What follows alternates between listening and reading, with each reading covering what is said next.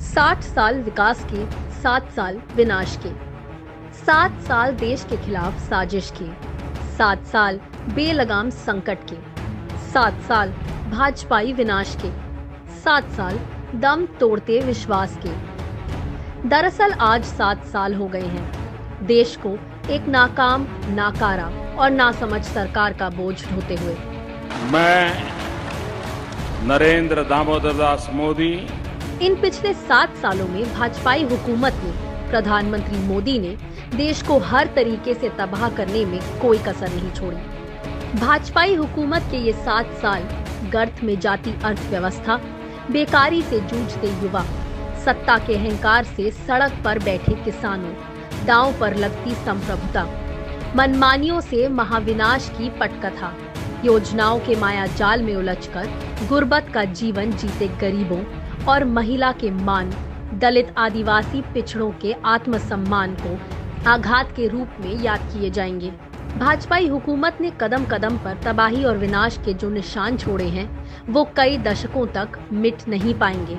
इस तबाही की शुरुआत हुई 2014 में, जब प्रधानमंत्री मोदी ने सत्ता हासिल की। झूठ, जुमलों और दुष्प्रचार के बल पर सबसे पहला हमला किया गया किसानों पर।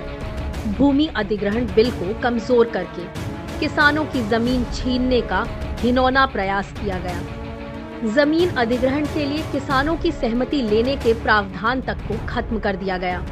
इस हमले के खिलाफ देश के किसानों और कांग्रेस ने लंबी लड़ाई लड़ी और सरकार को घुटने टेकने पर मजबूर किया। 2015 में तो भाजपाई हुकूमत ने दांव पर देश की सुरक्षा को ही लगा दिया। सबसे पहले तो 126 राफेल की डील को मात्र 36 एयरक्राफ्ट तक सीमित कर दिया गया, और वो भी ज्यादा कीमत देकर। इससे भी मोदी सरकार को तसल्ली नहीं हुई तो देश की सरकारी कंपनी HAL को इस डील से बाहर करके मित्र धर्म निभाया और देश धर्म को खूंटी पर टांग दिया गया। राफेल विवाद मोदी सरकार पर अमिट दाग है। 2016 में मोदी सरकार ने देश की आर्थिक इमारत को कमजोर कर दिया। रात के 8 बजे नोटबंदी के बेवकूफाना फैसले ने देश की आर्थिक नींव को हिलाकर रख दिया। 500 रुपए और 1000 रुपए के करेंसी नोट लीगल टेंडर नहीं रहेंगे।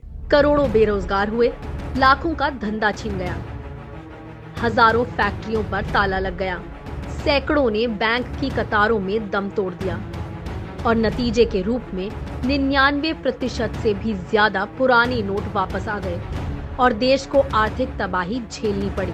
अभी देश नोटबंदी से उबरा भी नहीं था कि गब्बर सिंह टैक्स ने देश के व्यापार जगत की कमर तोड़ कर रख दी। 5 अलग अलग स्लैब बना दिए गए। मध्यम वर्ग को आर्थिक बोझ सहना पड़ा। किसानों के कृषि उपकरणों तक पर टैक्स लगा दिया गया। इस GST की वजह से छोटे और मध्यम उद्योगों को अपने मुनाफे में 20% तक का नुकसान उठाना पड़ा और कर्मचारियों को छटनी का सामना करना पड़ा। 2018 के साल में भाजपा ने इलेक्टोरल बॉन्ड के जरिए राजनीतिक भ्रष्टाचार को संस्थागत रूप दिया। बॉन्ड के जरिए मिलने वाले चंदे में 95% तक भाजपा को मिला है। इसी से आप इसकी गहरी जड़ों का अंदाजा लगा सकते हैं।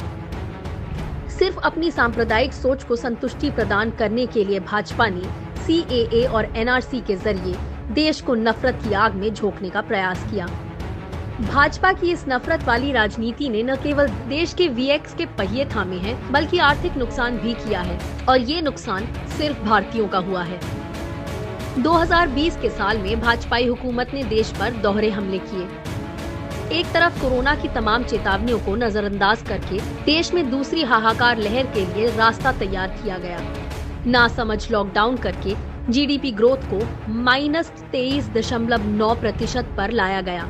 सैकड़ों प्रवासी मजदूरों को जान गंवानी पड़ी, गरीबों को खाने के लाले पड़ गए, और दूसरी तरफ देश में अन्नदाता पर 3 काले कानून थोप दिए गए, और वो भी तानाशाही तरीके से, जिनके खिलाफ देश का किसान आज भी दिल्ली की सीमाओं पर आंदोलन कर रहा है। भाजपाई हुकूमत की लाठी, गोली और कटीले तारों वाले अत्याचार के बावजूद 2021 का साल भाजपाई नाकामी और प्रधानमंत्री मोदी की नौटंकी के कारण भारतीय जिंदगियों के लिए भयावह साबित हो रहा है। कोरोना की दूसरी हाहाकार लहर में लोग ऑक्सीजन की कमी से तड़पकर मरते रहे और प्रधानमंत्री चुनावी रैलियों में व्यस्त रहे।